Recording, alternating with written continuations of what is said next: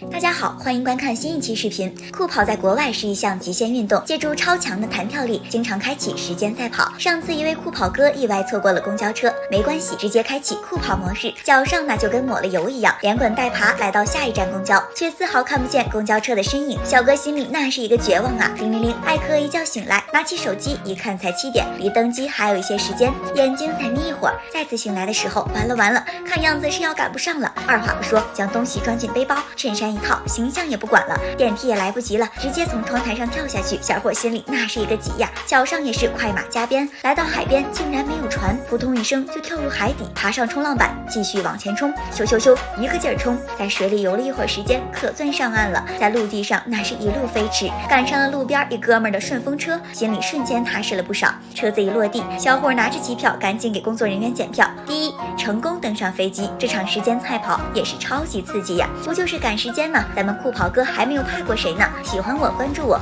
带你观看奇趣世界，比心。